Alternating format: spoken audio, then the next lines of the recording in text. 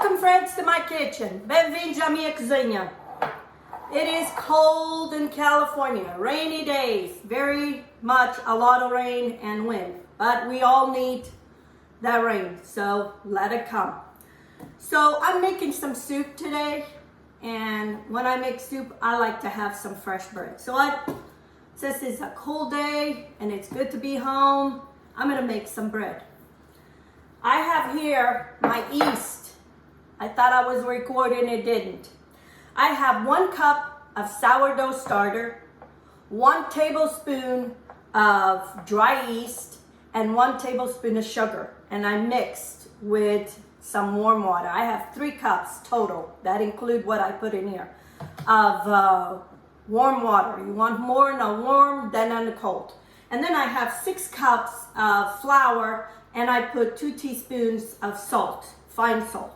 So I'm gonna wait for this to bloom, and then I'm gonna mix this. I thought I was recording, it didn't. So I'm gonna wait for my yeast to bloom, and then I'll come back. Okay friends, my yeast is all bubbly. So I'm gonna put it here. Now I put half a cup of the starter, sourdough starter. And the reason I like the flavor of the sourdough, but I don't like to wait for a long time to make bread. I like bread and I like it to make it fast. So, and I need this for us for dinner, so I figure I better start. It's early in the morning here, it's about 9 o'clock. I like to start my dinner early. I get it done, and then it's there. If there's something later on, I don't have to stress out about what's for dinner. So I put here the 3 cups of water, and I think I need a little bit more. So I'm gonna get maybe another half a cup. Might not need the whole half a cup. Yeah. So I love making bread. I don't make it all the time, because then I eat it. So any time I have to make bread, I'm happy. So I'm gonna let this sit here for about 15 minutes. And then I'm gonna do some stretch and folds. And I'm gonna do that 2 times. And then I'm gonna transfer this to another bowl and keep it on my oven. I have a proofing setting in my oven that it helps the bread to rise faster. So we can probably get this before lunch. But anyway, and I'm gonna make some popsicles because I like the small popsicles. And if my husband tomorrow wants something for lunch, I can always make with the popsicle. Okay friends, it's been 15 minutes and I'm gonna do some stretch and folds on my dough. And we want to do this until that gluten develops. And you know when it's when it start pulling from the bowl, you let it be. So, and I'm going to leave another 15 minutes, and then I'm going to do 1 more stretch and fold, and then we'll be done. Okay friends, I'm giving you the last stretch and folds, and then it's gonna go in my oven to proof, or if you don't have proofing in your oven, you can just put it in the back of the counter.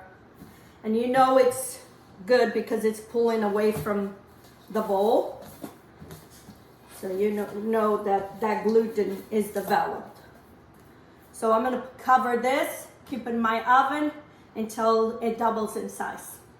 And then I'll show you. Okay friends, my bread has double or triple in size. It's been about 1 hour. And all I'm gonna do is, I'm gonna cut it and put them aside and let them rest. Roll them. This is all-purpose flour.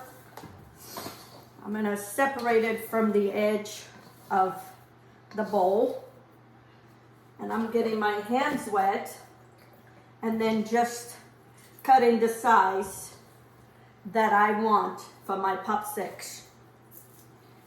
So anyway, this took about an hour to rise. So that's why I like my oven, because in no time I have that and make bread. And what I'm doing is I'm just bringing all the dough together to make it into a ball.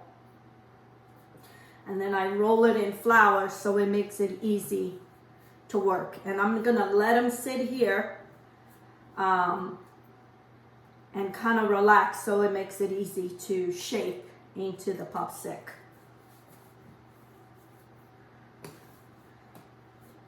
I have my oven preheated at 500. I put it at 500 degrees so it gets nice and hot to bake my bread. I haven't eaten breakfast because I've been waiting for this. So this is gonna be my lunch. It's almost lunchtime in here. So I'm gonna continue doing this, shaping them into round, and then I'll show you what to do next.